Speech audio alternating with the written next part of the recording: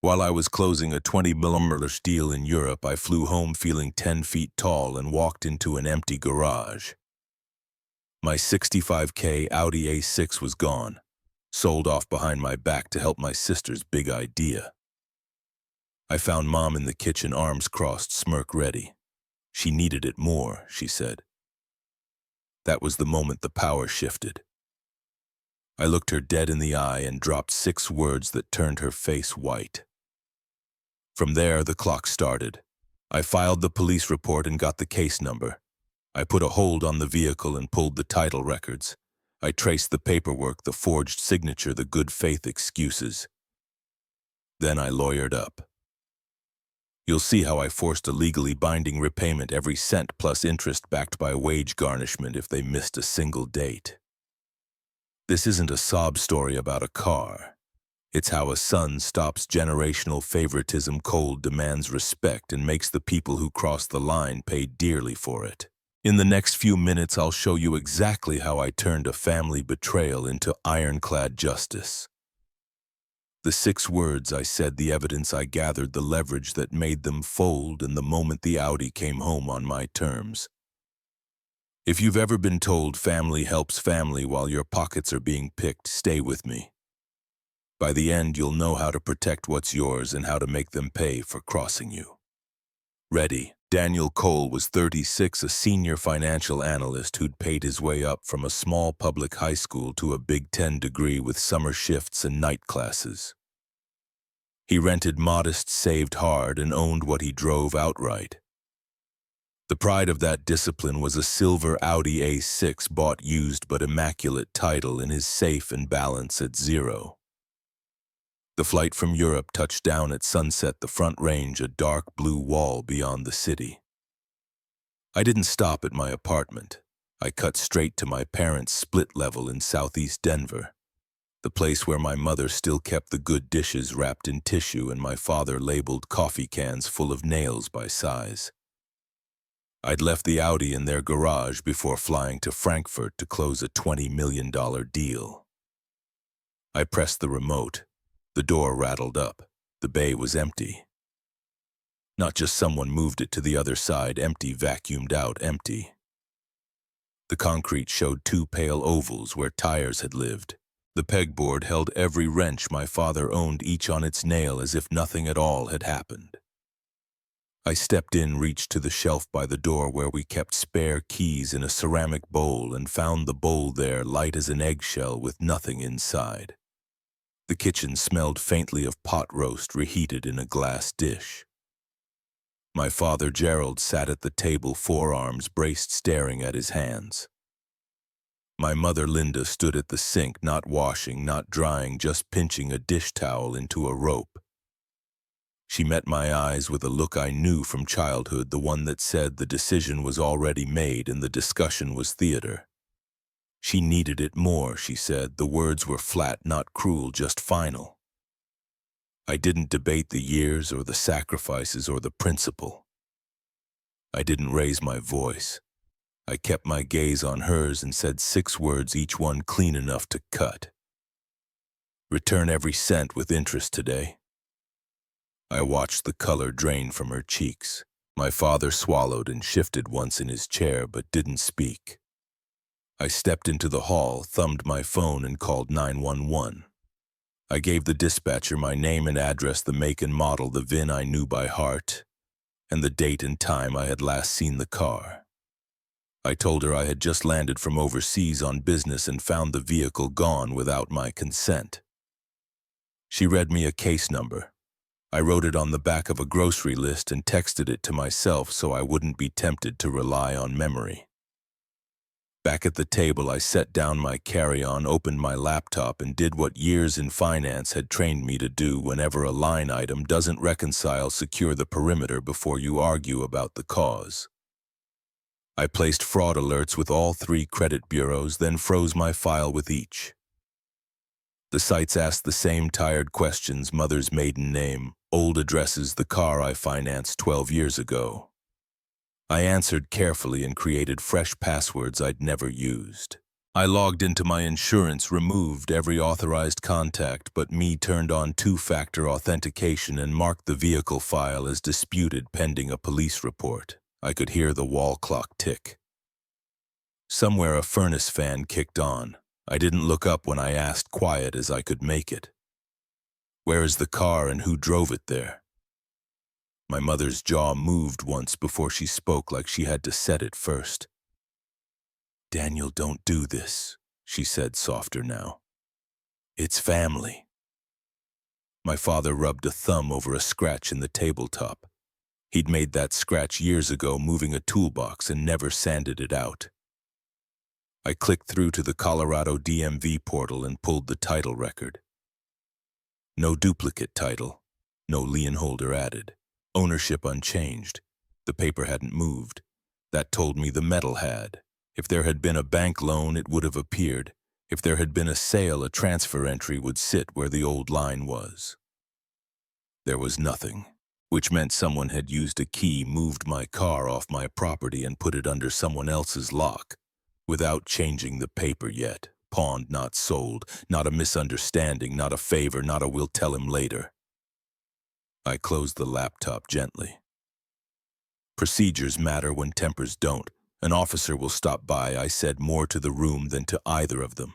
There will be statements. I put the case number on the counter by the phone like it was any other message that needed returning. The garage motor still hummed from where the door had stopped. I pressed the remote and listened to it close.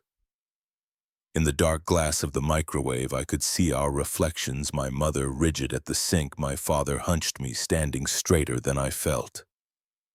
There's a point after a breach when you choose whether to pretend or proceed. I proceeded. I sent the case number to my attorney with a single-sentence car removed without consent. I slid the ceramic key bowl back to the edge of the shelf where it had always lived, and felt the strange lightness of it in my hand. I would get the Audi back and they would repay every cent with interest. That much had already begun. The case number sat on the counter like a tack on a map, a fixed point in a day that had just slid sideways.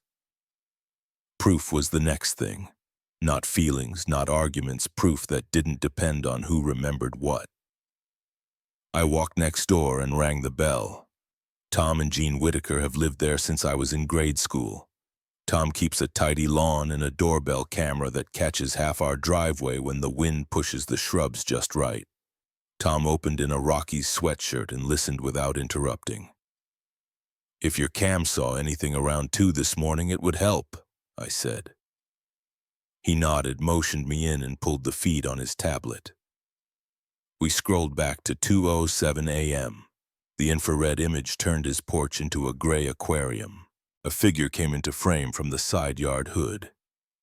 Up, head down, the garage light snapped on a rectangle of white. A car door unlocked with the telltale flash, and my Audi's running lights winked awake. The person slid behind the wheel like they'd done it before. The car backed out, clean turned toward the street, and was gone by 2:10. No plate reading in that light, but the timestamp and path were clear.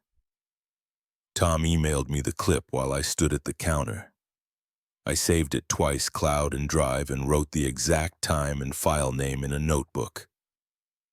Chain of custody is a fancy phrase. It just means you'll remember what you have and where it came from when someone asks 6 weeks later.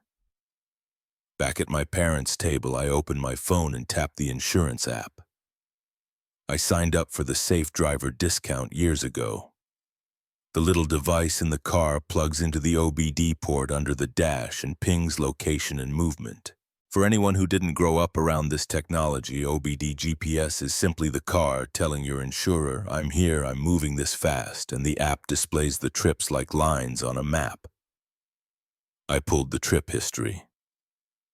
The last recorded movement started at 2:11 a.m. from my parents' street and ended 13 minutes later in a commercial strip off Arapahoe.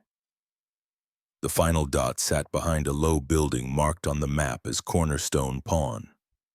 The app showed vehicle stationary after arrival. I took screenshots of the map, the timestamps, and the device ID. I exported the trip as a PDF and sent it to my own email and to the case file I'd just created. My mother stood in the doorway and watched me work. She didn't speak. My father had moved to the sink and washed a coffee cup he'd already washed. I opened a new message and typed a subject line that would be impossible to ignore: police case number, immediate hold and preservation request. 2017 Audi A6 VIN last 6. In the body I wrote, "This message provides notice that my vehicle is at your location without my consent. A police report has been filed under case number. Please place an immediate hold. Do not sell, pledge, release, or otherwise transfer the vehicle pending law enforcement direction. Please preserve all intake documents, copies of identification presented, and CCTV covering the intake and storage areas from date/time to present." I attached the PDF of the trip log and the clip from Tom's camera. I included my phone number and the investigating officer's extension from the case sheet. I copied myself and blind copied my attorney so the thread would live in more than one place. Email is good, but paper gets respect. I printed the letter, signed it with blue ink, and put it in an envelope addressed to the shop's registered business address with certified mail return receipt. Requested on the corner. A signed green card has a way of focusing attention. Then I called the shop and kept my voice level. The clerk refused to confirm whether they had the car, which is typical, but he took the case number and said a manager would call back. I wrote his name, the time, and the number on the phone's caller ID into the notebook and underlined it. Every contact, every minute. If you don't write it down, it gets fuzzy. I sent a second email, shorter this time, repeating the request to hold the property and preserve the video. I added one line for anyone at the shop who didn't live in this world. When a car is pawned, the shop is holding it as collateral on a short-term loan. Until the loan is satisfied, they store the property. Liquidation, selling it off, comes only after the contract says they can and the law allows. I wasn't arguing law with them. I was telling them in plain English not to move my car. My phone buzzed with an unknown number. It was the patrol officer assigned to the report. He had read the notes. I gave him the timestamp from the doorbell camera, the screenshots of the trip log, and the name of the business the app showed. He asked me to forward the files, then paused to tap keys on his end. If the vehicle is where the log shows, he said, we can enter a police hold in the system so it can't be sold or released while we sort this out. I felt my shoulders drop a fraction. Please do it, I said. He replied, I'm putting the hold in now. The patrol officer's promise to place a hold gave me a first foothold, and I used it. I called Rachel Holman, the attorney who has handled my contracts and messy vendor disputes for years, and I kept my voice to the facts. Police case number, doorbell video at 2:07 a.m. Insurance trip log ending at Cornerstone Pawn, and the officer's note that a hold could stop any release. Rachel listened without interrupting, then said what I needed to hear. We would move on 2 tracks at once. On the criminal side, she explained fraud and misuse of identification are handled by the district attorney. That path is about the state versus the wrongdoer, not me getting my property back today. On the civil side, we could ask a judge for replevien, which is a court order to return specific property to its owner. And we could add claims for conversion and unjust enrichment so that fees, interest, and any out-of-pocket costs do not fall on me. For an audience that does not live in courtrooms, she put it plainly. Criminal is punishment. Civil is getting your car and your money back. We started with the civil papers. Rachel opened a template on her screen and filled it with my facts. She asked for the VIN, the exact name on the title, and the best estimate of the car's current location. She added the police case number to show we were not freelancing. Replevin petitions in Colorado can be e-filed, and a judge can act quickly if you show a clear right to the property and a risk of loss. Alongside the petition, she prepared a request for a temporary restraining order, a short court order telling the pawn shop not to sell, release, or move the car until the judge decides. A TRO is a pause button. It keeps people from making the problem worse while the court catches up. Repay often requires a bond, essentially a modest deposit the court holds to protect the other side. If it later turns out the order should not have been granted. Rachel told me to expect that requirement and not to be offended by it. It is not a judgment, it is just the price of moving fast with property on the line. While the civil filings compiled, Rachel placed 2 calls. The first went to the detective liaison for the pawn and second-hand dealer unit. She gave him the case number, the location from the trip log, and asked for a brief meeting so we could understand what records the shop must keep, what they can release voluntarily, and what requires a subpoena. The second call went to Cornerstone. She introduced herself, stated that she represents the titled owner of a 2017 Audi A6 that arrived at their lot without his consent, and said we were requesting their intake file, a copy of any identification presented in the security video covering intake and storage. She did not argue. She did not threaten. She made the request, documented the time and the person who took the call, and followed with a written letter that sounded exactly like the spoken request.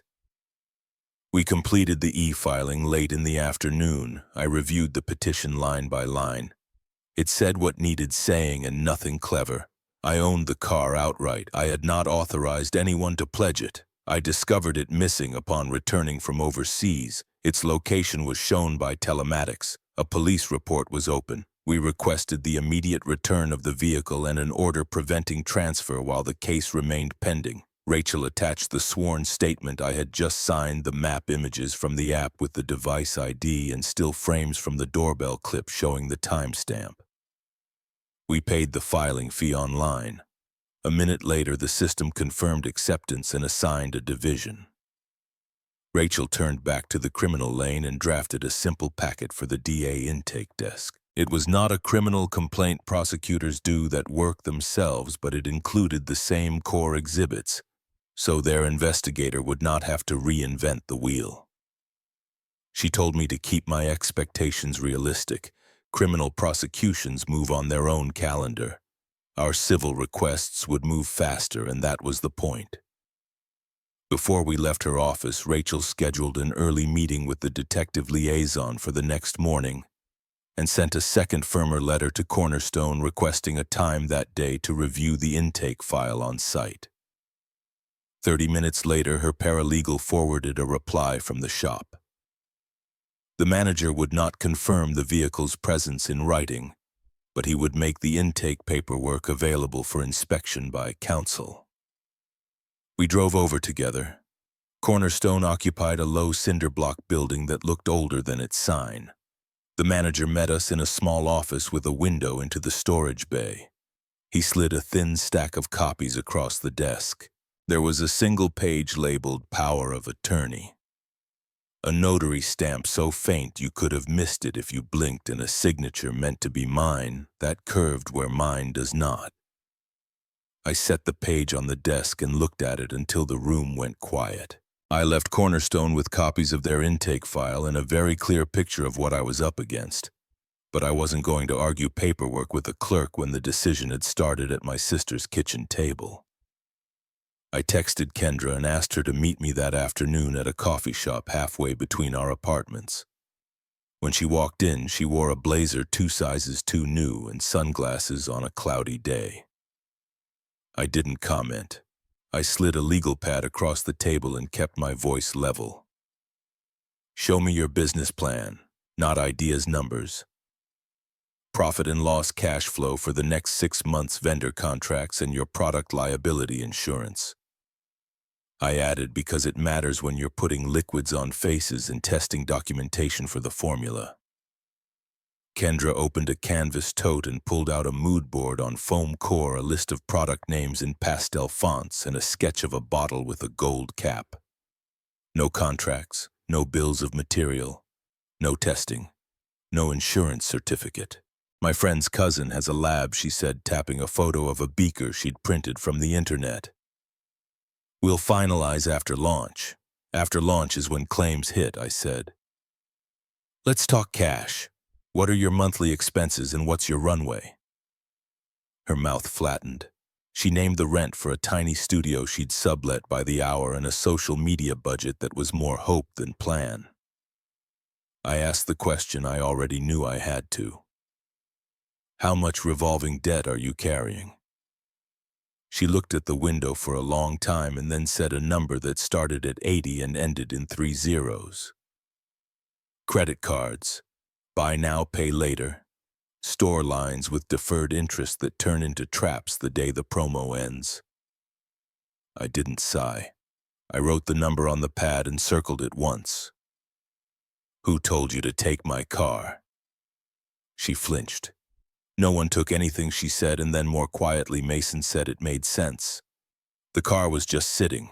Title loans are short. It was supposed to be temporary. Mason is the ex-boyfriend who always seemed to pick restaurants where he knew the owner, but never picked up a check.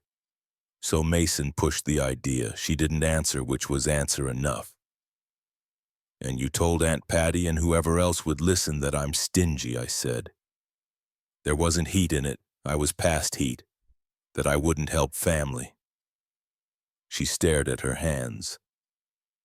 You make good money, she said. You always say no. I say no to bad math, I said. I turned the pad so she could see the headings I'd written.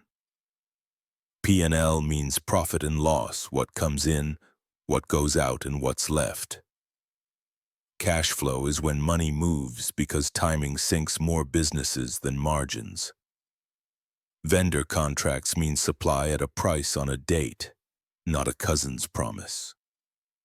Liability insurance keeps one skin rash from ending your life. You don't have any of it. She lifted her chin the way my mother does when she's about to dig in. You never believed in me. I let that pass. Belief is free. Debt isn't. I'm not here to argue belief, I said. I'm here to be clear. I repeated the 6 words I had told our mother, identical in order and tone. Return every cent with interest today. She flinched again like the words themselves had weight. For a moment she looked 12 years old, not 29. Then the mask slid back into place. It was temporary, she said. We just needed a little runway. I stood, slid the legal pad back to my side of the table and picked up the tote bag she had brought. Keep your board, I said, handing it to her. You'll need something to look at when the bills come due. I paid for the coffees and stepped out into the thin Colorado sun. My phone buzzed before I reached the car. It was a text from Kendra, one line fired off too fast to edit. It was only temporary. We were going to put it back once sales hit. I took a screenshot, saved it to the case folder, and added the time to my notes. Temporary was now in writing. The fake power of attorney was still floating in my mind when I dialed Kendra. I asked her to meet me that afternoon at a quiet coffee shop off Colorado Boulevard. She arrived with a bright smile that never reached her eyes, and a tote bag that looked heavier than it should. I pushed a legal pad across the table and kept my tone even. I want to see your business, I said. Not inspiration numbers, profit and loss for the last quarter, a 6-month cash flow forecast, vendor contracts with quantities, prices, and lead times, and your product liability policy. If you're putting anything on someone's skin, I need to see testing paperwork and a certificate of analysis for each batch. She slid out a foam board covered in magazine clippings, a list of product names in pastel script, and a sketch of a bottle with a gold cap. No invoices, no purchase orders, no insurance certificate, no testing. My friend's cousin has a lab, she said. We'll formalize after launch. Launch is not a plan, it's a date on a calendar. I asked about expenses. She listed the rent on a tiny studio she sublets by the hour and a social media ad spend that was more hope than budget. Then I asked what mattered most. How much revolving debt are you carrying total? She stared past me toward the window and named a number that would choke a small business, roughly $80,000 spread across 3 credit cards and a handful of buy now, pay later accounts. 2 of the store lines were in promotional periods that would roll to punishing rates at the first late payment. Minimums alone would bleed any cash she hoped to raise. I flipped the pad, wrote the number, and underlined it once. "Who told you to use my car as collateral?" She looked down, then said, "Mason thought it made sense. The car just sits there, Danny. Title loans are short. It was supposed to be temporary." Mason, the ex-boyfriend who loved the feeling of VIP but never loved the bill, had finally found a way to look generous with someone else's property. "So Mason proposed the pawn," I said. She didn't answer, which was answer enough. I set the pen down. "And while you were doing all this, you told Aunt Patty and the cousins I'm stingy," I added. "That I never help family." Her chin lifted a notch. "You make real money and you always say no," she said like it was a verdict. "I say no to bad math," I said. I turned the legal pad so she could see what a real outline looks like. P&L tells you whether this thing even makes money on paper. Cash flow tells you whether you can survive the months when it doesn't. Vendor contracts turn wishes into supply. Liability insurance keeps one customer complaint from taking your apartment. Show me any of it." She had nothing to show. The room's espresso hum filled the gap. She tried another angle. "If you believed in me the way you believe in your deals, this wouldn't be so hard." Belief doesn't pay invoices. I wasn't here to debate feelings. I was here to be precise. I cut her off, same cadence I had used in our mother's kitchen, and said the same 6 words. "Return every cent with interest today." She flinched like the line had weight.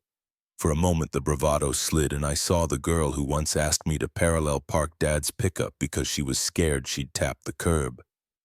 Then she pulled the sunglasses from her hair, set them like armor, and said, "It was temporary. We just needed runway." I stood and gathered the pad. "Keep the board," I said. "You'll need something to look at when the bills arrive." I paid for the coffees and stepped into the Colorado glare. My phone buzzed before I reached the car. A text from Kendra lit the screen. It was only temporary. We were going to put it back once sales hit. No punctuation, sent fast, the kind of message people fire off before their better sense catches up. I took a screenshot, saved it to the case folder, and added the time to my notes. Temporary was no longer a story. It was evidence. Rachel read Kendra's text on my phone once, then again, and slid it back across her desk like a playing card that landed face up. "Good," she said. "Now let's deal with the stamp." She meant the notary seal on the so-called power of attorney. She called the number printed below the faint seal and asked for the notary by name, her tone dry as a file folder. While we waited for a return call, she pulled the state's notary database and ran the commission number.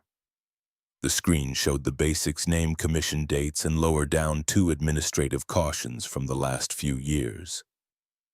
One for failing to keep a complete journal entry, another for incomplete identification notation. Rachel didn't editorialize. She took a screenshot, saved the PDF, and drafted a short request for the notary's journal entry for the date on my document. When the notary called back, we put the phone on speaker.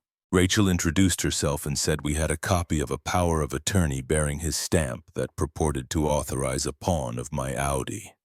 "We need your journal entry for that notarization, and we need to schedule a short interview," she said. He hesitated just long enough to make the room feel smaller. "I can send the journal," he said, and named an email address. Rachel sent a 1-paragraph letter while he was still on the line, and we waited. A scanned page arrived a few minutes later. The handwriting was cramped. The entry listed my name, a time that matched the intake file at the shop, and driver's license image under ID. Image, Rachel said. Not license, she asked him plainly. Did the signer appear in person before you? He launched into an explanation about a busy day, a last-minute call from a family member, and a photo texted to his phone that was, in his words, clear enough. He had never met me. He had never held my ID.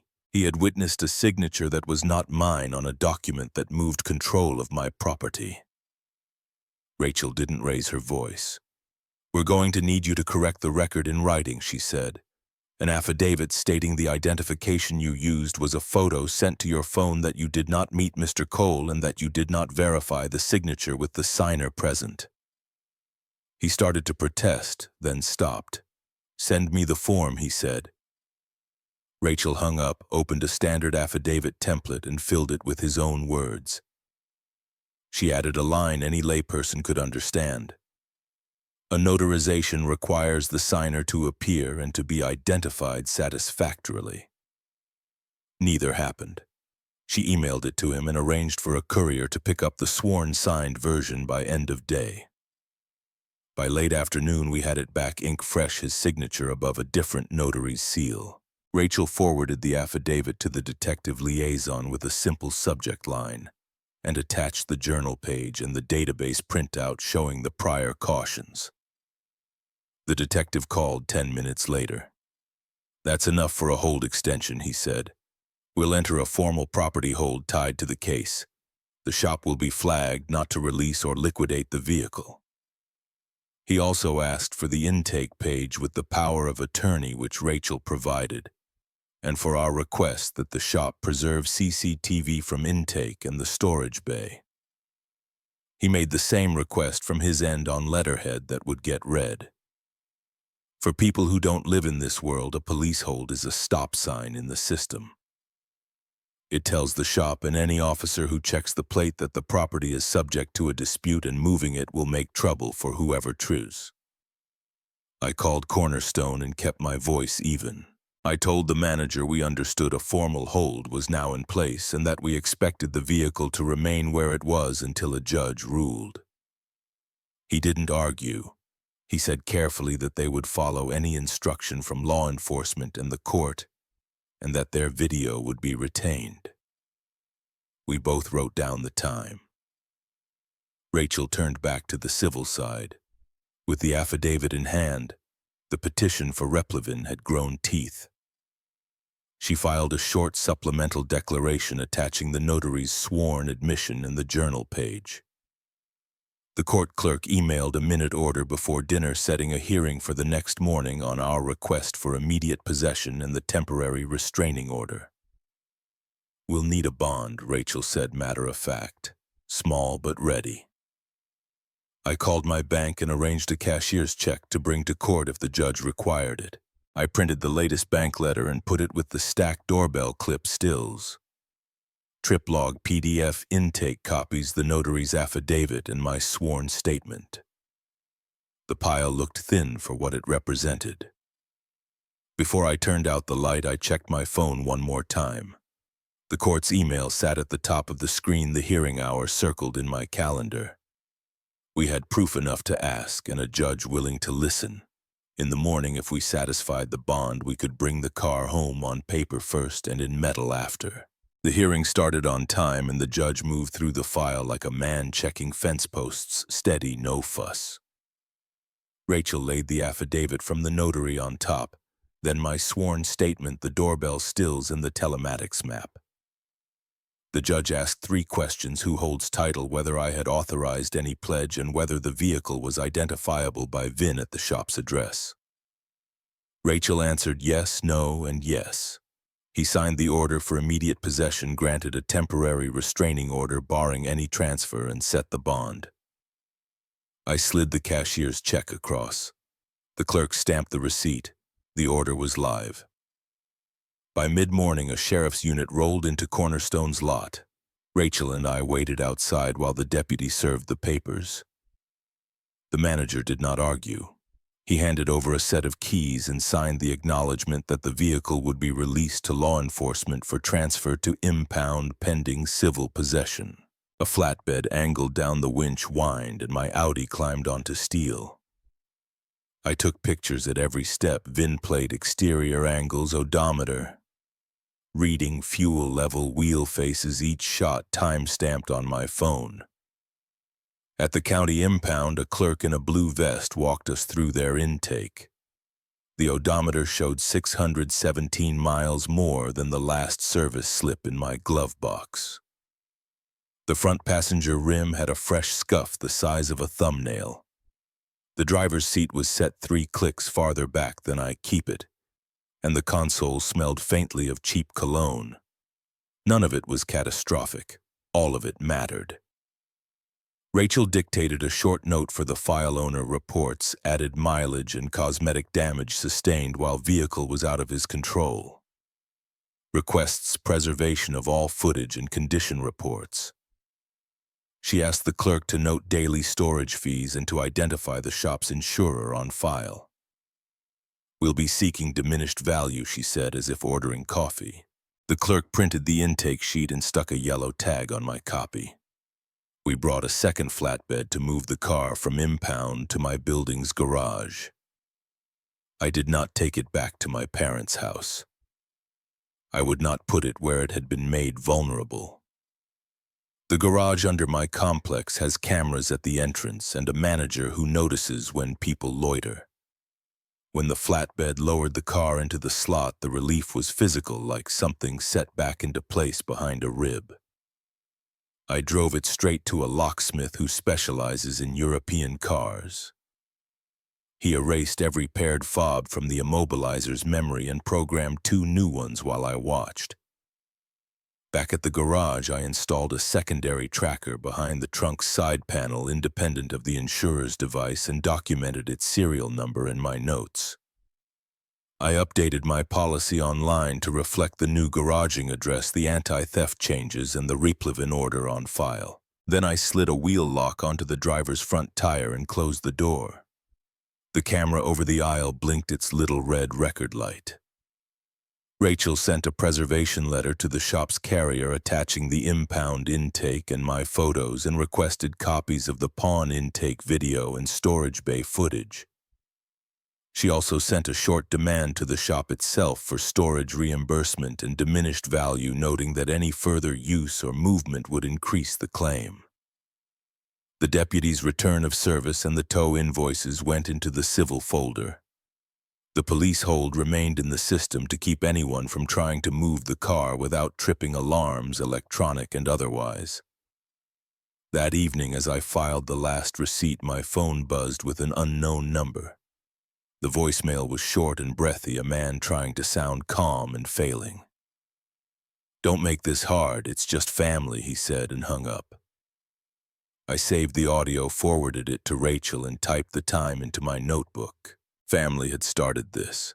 Procedure would finish it. The voicemail sat in my inbox like a thumbprint on glass. I forwarded it to Rachel, and the next morning we sat across from my parents and Kendra at a small conference room Rachel used for mediations. No shouting, no history lessons.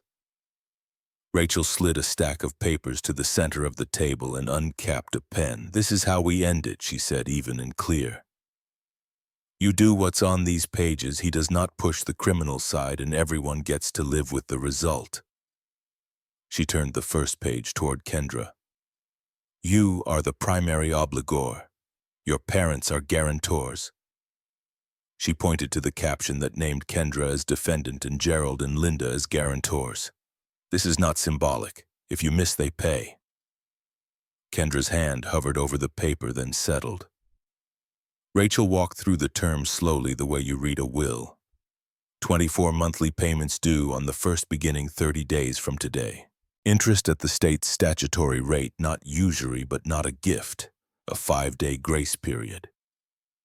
If the payment lands on the 6th day, a tiered late fee kicks in, modest the first time, steeper thereafter. Miss by 15 days and an automatic wage garnishment order goes to your employer. The form is pre-signed by you here and here. She tapped 2 blanks and slid a pen across the table. You will provide quarterly proof of income pay stubs, 1099s, or profit and loss if you are self-employed. We are not guessing whether you can pay. We will know. Kendra swallowed and signed the lines that gave her permission to be that transparent. Rachel turned to a page with a small box of legal description.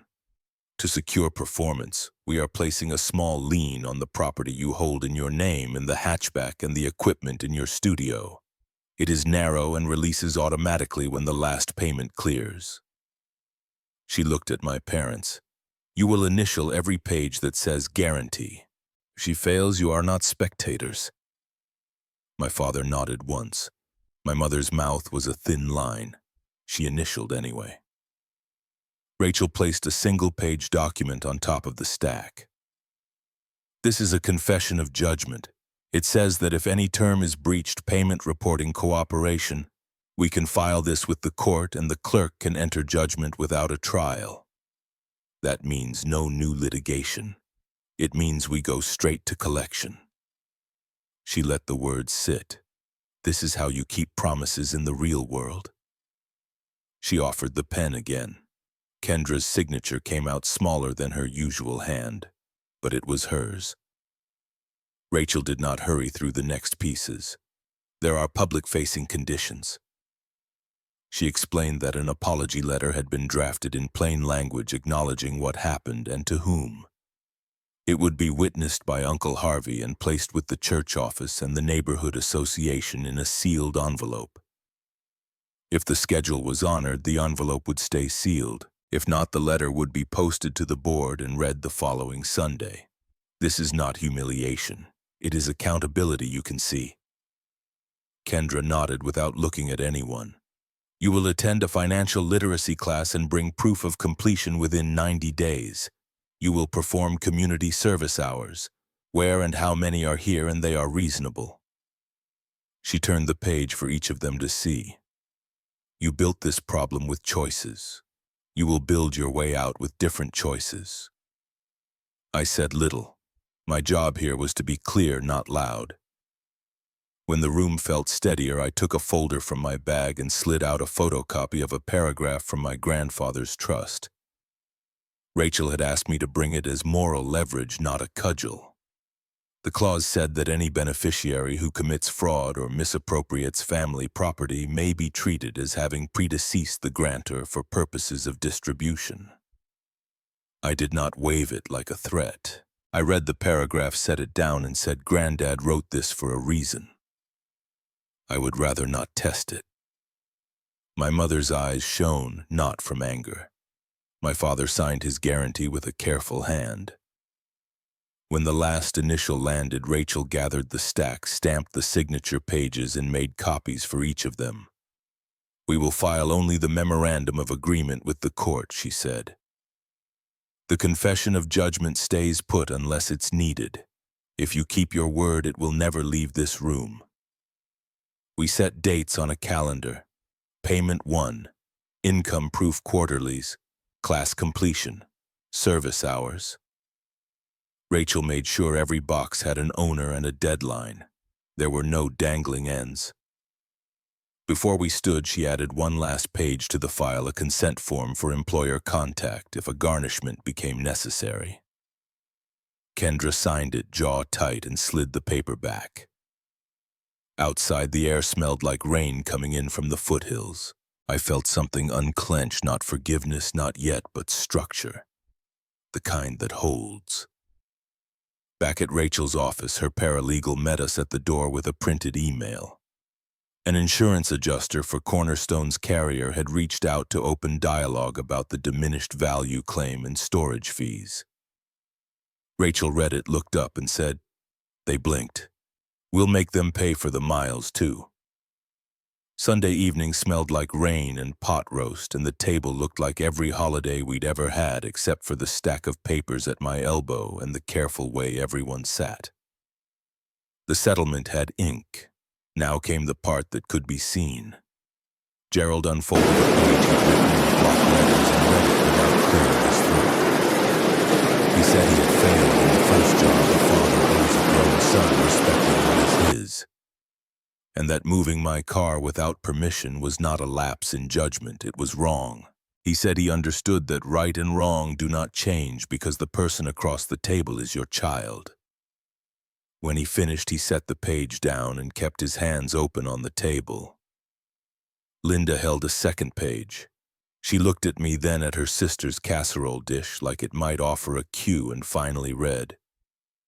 She said the sentence she had used to justify it, those 4 words she'd thrown like a towel across the mess, didn't excuse anything and never had. And that she was retracting them here in front of family because the harm had been public, even if the act happened behind a garage door. There was no drama in her voice, just a plain tone I remembered from the times she read book reports to my class. When it was my turn, I didn't recite numbers out of habit. I told them 6 years is a long time to choose a smaller apartment, a used couch, and a quiet Friday so that one day you can buy a thing outright and hold its title in your own name. I said the Audi wasn't just miles and metal. It was the proof that I knew how to plan and stick to it. I said the breach wasn't the missing car so much as the moment I realized my discipline could be taken by people who should have been proud of it. I kept it short. Gerald nodded once and looked older. Linda stared at her folded hands. Uncle Harvey watched us the way he watches a fence line after a storm, making sure posts are still set. He took both apology letters, had us sign as witnesses, and put them in envelopes with the date and his initials across the seal. We drove to the church office and handed them to the secretary with a note to be opened only if the repayment schedule is missed. At the HOA office, the manager slid the second envelope into a lockbox and recorded a simple line in a ledger. Accountability is quiet when you do it right. It doesn't need a megaphone, just a record. On Monday, Rachel called with an update from the DA intake desk. Based on the file we had provided and the civil structure now in place, the prosecutor was willing to hold the criminal matter in a deferred status.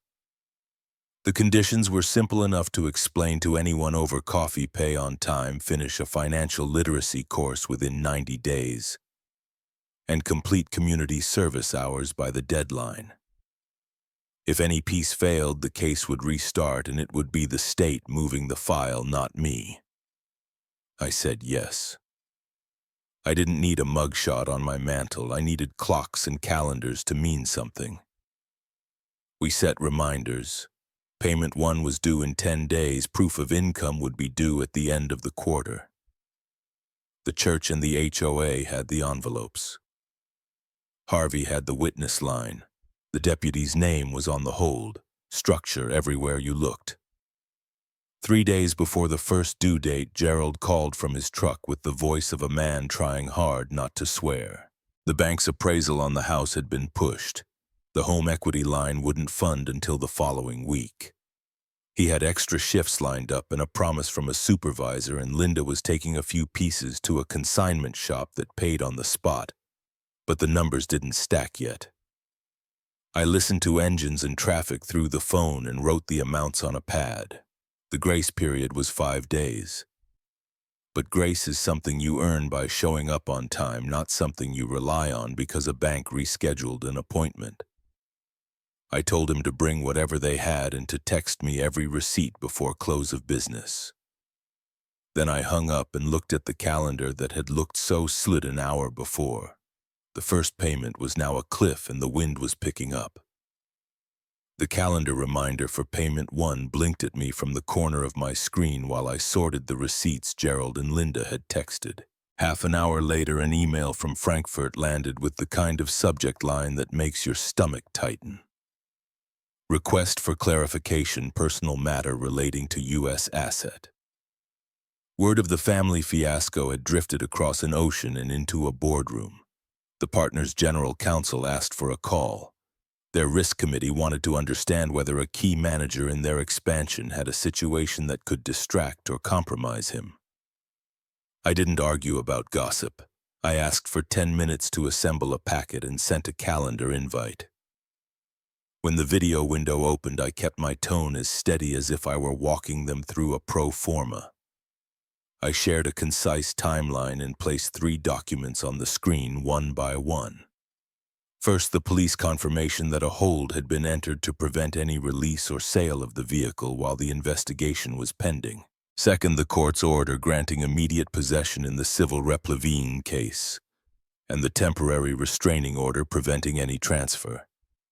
Third, the signed settlement and guarantee showing a 24-month repayment plan with enforcement teeth. I explained that the issue was contained by process, not noise. The car was in secured storage. The civil court had acted. The criminal matter had been placed in deferred status contingent on performance. Mine would be measured exactly the way theirs measured mine, by deadlines met, not by speeches. Their counsel asked the questions good counsel asks. Who else has access to you or your accounts? None. Did you finance the vehicle? No clear title. How are you insulating your work from any spillover? I described the documentation protocols I was following and the way I had routed family communications away from business hours and channels. I didn't dress it up. I told them the truth: grown-up lives get messy, disciplined ones get documented. The partner leaned forward and said the line I needed to hear. What we value is control of risk. You've shown it. Their HR lead joined, and 5 minutes later they sent a 1-page addendum awarding a performance bonus tied to the European rollout milestones. Consider it an endorsement of execution under pressure, the partner said. I thanked them, ended the call, and sat still long enough to feel my pulse slow. The quiet didn't last. Night has a way of letting anger climb the back stairs. I opened the DA's email thread and typed 3 words in the subject line.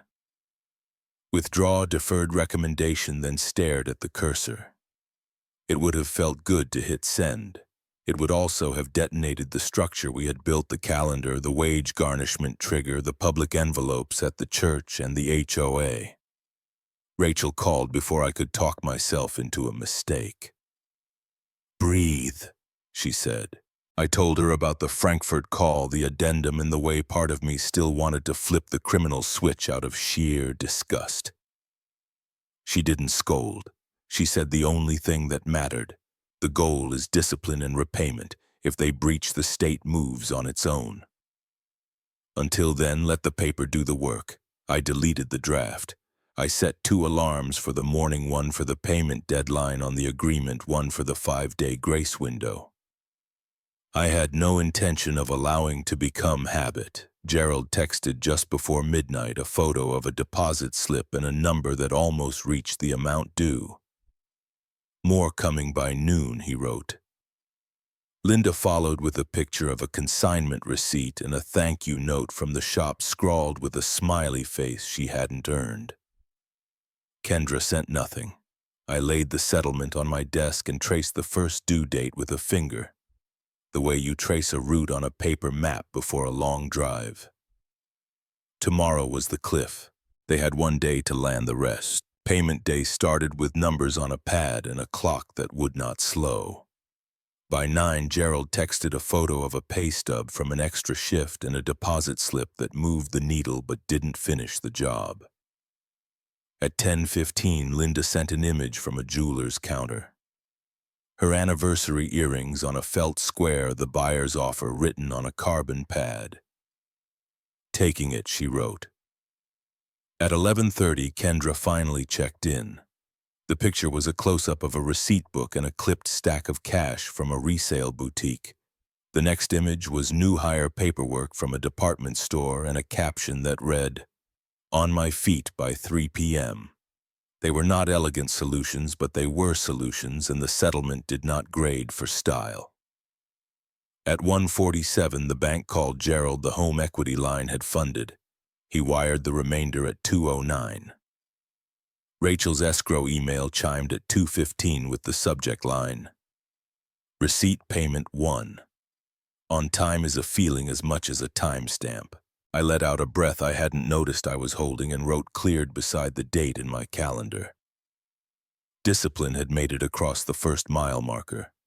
The relief didn't survive the afternoon. Rachel forwarded a short message from a bankruptcy lawyer whose name I didn't recognize. He was exploring options for a prospective client and requested a copy of any agreement that might affect claims. Per our settlement, Kendra had to notify us before filing anything that touched her obligations. So the courtesy email had come to Rachel's desk. Rachel replied with 2 paragraphs that any layperson could follow. Debts that arise from fraud or willful misuse of someone else's property are not wiped out in Chapter 7. The statute is 11 U.S.C. 523. The subsections cover false pretenses, fraud, embezzlement, and willful and malicious injury to another's property. She attached the signed settlement, Kendra's guarantors, and the notary affidavit that started this whole paper trail. 20 minutes later, the bankruptcy lawyer sent a polite note back. Understood. I didn't gloat. The point wasn't to box Kendra into misery. It was to keep her from escaping the very lesson that would keep her from repeating it. Late in the day, the adjuster for the pawn shop's carrier finally called. He had reviewed the impound intake, my time-stamped photos, and the mileage delta. He did not argue about the 617 extra miles, the scuffed wheel, or the storage we had not chosen. He made a number for diminished value and another for fees, and while neither matched the figure in my head, both were sensible enough to accept. Rachel directed the payment to her trust account, and per the agreement applied it to interest first. Watching the ledger step down the way a mortgage does, interest before principal, should have irritated me. Instead, it clarified things. This wasn't a gesture. It was math with teeth. By early evening, the house was quiet enough to hear the refrigerator cycle. I updated the log, filed the insurer's email, and closed the binder. Then my phone buzzed twice in quick succession. The first text was from a college acquaintance. "Hey man, you seeing this?" The screenshot showed a thread on a neighborhood page accusing me of using corporate lawyers to bully a small local business and publicly humiliating family for clicks. The second text was from a friend on the finance side, guy named Mason, asking around about you, says you sicked cops on your mom. I didn't need a photo to know which Mason that was. Rachel had sent him a civil demand letter that morning. Preserve your messages, cease interference, expect claims if you keep touching my property, and he had apparently decided he preferred rumor to paper. I didn't answer either message. I forwarded both to Rachel and added 2 lines to my notes. Mason received demand. Backs off in writing, starts whisper campaign. The payments had landed, the statute had done its work, and the insurer had blinked. Now came a different kind of test. Tomorrow would bring the next mile marker on a clean calendar. Tonight the noise was getting louder. Payment 2 arrived on a Monday morning with the steadiness of a clock striking the hour. Rachel's escrow notice hit at 9:01. I checked the ledger and the number slotted into its line like it belonged there. 30 days later, Payment 3 landed the same way. No grace days, no excuses, just money moving on schedule. The wage garnishment packet sat in my file drawer ready to go if a date slipped. I never had to pull it. Knowing it was there made the quiet easier to trust. Kendra began sending me something besides receipts. On the first Saturday of the new quarter, she emailed a simple budget she'd built herself. Rent, groceries, bus pass, a small line for savings, a bigger line for debt. It wasn't pretty, but it added up. She color-coded it and put due dates in the margin. The next week, she forwarded a registration confirmation for a community financial class at the rec center, the one where I volunteer. She took a seat in the back row and didn't make eye contact the first night. She showed up the second week with questions about cash buffers and how to keep an emergency fund from becoming a slush pile. She took notes with a mechanical pencil and left when the room emptied, offering a small nod on her way out that said what words would have fumbled. At home, I made my own changes, the kind you feel in your shoulders when you lock the door behind you. I installed a new anti-theft system with a tilt sensor and a hidden kill switch and kept the installer's receipt with the rest of the file. I logged into the keypad for my parents' garage and changed the code to something only I would remember. There is kindness in leaving birthdays out of passwords. I stopped keeping any spare key under their roof. I gave myself permission to say no without a speech. Boundaries are not newspaper headlines, they are the small habits you keep when no one is watching. Linda began practicing a sentence I had been waiting my whole adult life to hear from her. May I borrow? It was usually a casserole dish or a space heater, and the end of the question mattered less than the beginning. The first time she asked about something small, my jumper cables, I almost said, just take them out of reflex. Instead, I said yes on Tuesday and please return them by Sunday. She did cleaned and coiled. The next month she texted about using my pressure washer and added, if not, that's fine. People don't turn on a dime. They turn 1 degree at a time until the landscape looks different. Gerald, never much for talking, started sending pictures instead. A photograph of a night shift schedule with his name penciled in. A snapshot of a packed lunch he'd made at 4 a.m. A sunset taken through the windshield after he handed off a forklift to the next guy. He didn't say he was sorry in those pictures. He said he understood what it meant to do the next right thing.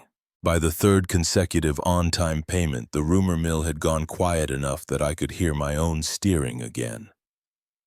I kept the car where the cameras could see it and the wheel lock could be seen by anyone who needed a visual reminder. I still drove it on clear mornings. I still set the seat where it fits me and listened for anything that didn't sound like it should. Machines tell you when they're off if you listen. So do people. At the rec center, Kendra finished the 8-week class and held her completion slip like a diploma.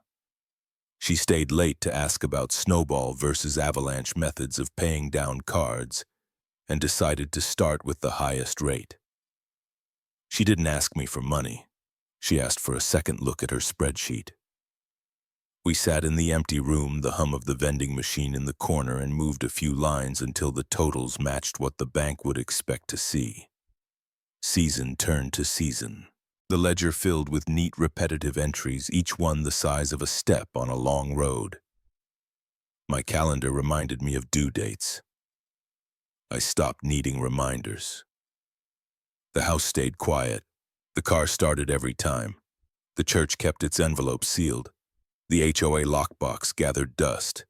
As the first year drew down, I pulled the folder from the drawer and ran a thumb along the edge of the papers we'd made together. Tomorrow marked 12 months since the garage door went up and nothing was there. I knew how I wanted to end this, and it wouldn't involve a courtroom or a kitchen table.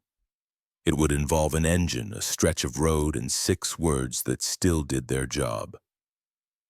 The 12th month came with blue sky and roads, and I took the Audi West because that's how I marked time, by mileposts and grades. The climb out of Denver felt steady, not like a chase anymore.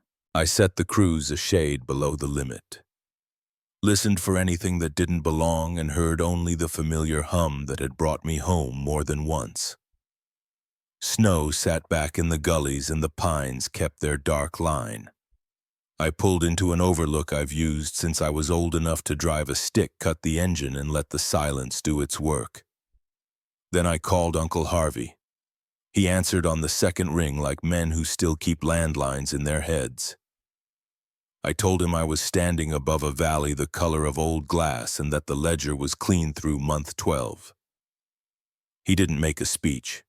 He said he was proud I had kept the line straight when other people wanted to bend it, and that my grandfather would have approved of results you can point to. Not apologies you can't cash. I thanked him for signing what needed signing, for showing up when the room needed a grown-up. Before we hung up, I said the words that started the turn and finished it. Return every cent with interest today. He laughed once low. They learned them, he said. So did you. I walked to the guardrail and looked down at the ribbon of highway and the small cars crawling along it. Back in the city, life had settled into a shape that didn't wobble. Kendra's payments hit on the 1st and cleared. No grace days, no excuses. She sent a short email the same afternoon with the confirmation number and a screenshot of the auto draft. It said more than any letter would. Her budget kept its color codes. The balance on her worst card finally moved in the right direction, and she could tell you the interest rate on each one without looking it up. She finished the community class and asked to come back as a helper the next session, the kind who hands out worksheets and says, "I messed this up once, don't do it my way." Gerald kept a photo of his schedule on the fridge and a spare in his wallet. He still sent pictures of sunrises from the yard at shift change. Linda practiced asking even for small things. When she wanted to borrow my folding table for a yard sale, she texted a day ahead and added, "I'll return it by Sunday, promise." She did.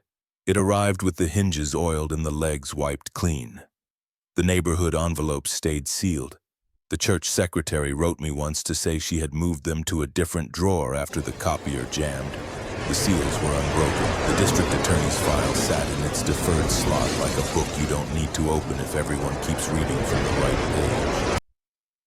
In the evenings, I still volunteered at the rec center. I taught the part about cash flow because that's where good intentions go to drown.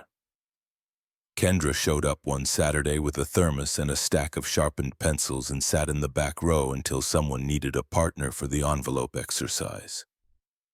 She didn't look at me for approval. She looked at the numbers and helped the woman next to her make them add up.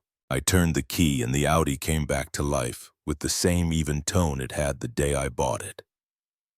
On the way down, I set the seat where it fits me, eased through the turns and let the car do what it's built to do. At my parents' house, I stopped long enough to change the garage keypad again. A habit now, and waved at my mother through the kitchen window. She waved back and did not come out. Boundaries work best when they don't need narration. Back in my own garage, the camera's red light blinked and the wheel lock clicked home. I stood there a minute longer than I needed to and felt something I hadn't felt in a year, quiet. Justice isn't loud. It's the line item that posts when it should, the door that locks with a solid thud, and the respect that's written down and kept by discipline month after month until it becomes the way things are. Thanks for sticking with Daniel's story to the end. If this journey resonated with you, please subscribe and turn on notifications so you don't miss the next real-life drama and revenge story. Now I'd love to hear your take. In Daniel's place, would you have pushed for immediate criminal charges to end it fast or forced repayment under a signed agreement, every cent plus interest? So, discipline delivered the justice. Have you dealt with a golden child in the family and that sinking feeling of being taken for granted? What boundaries would you set when relatives cross the line? New garage codes, no spare keys, or a strict paper trail in the law do? Daniel's 6 words, return every cent with interest today, say enough? Or what would your 6 words be? Share what you would have done the moment you found the garage empty. Do you agree with a witnessed apology and a 24-month repayment schedule? How would you calculate diminished value to make the owner whole without overreaching? Drop your thoughts in detail. We read every comment and often build follow-up episodes around the strongest perspectives. If you know someone wrestling with family boundaries, send them this video. And if you want more stories where justice is measured in dates, dollars, and decisions, not speeches, hit subscribe, ring the bell, and tell us which path you want to see next, forgiveness or full enforcement.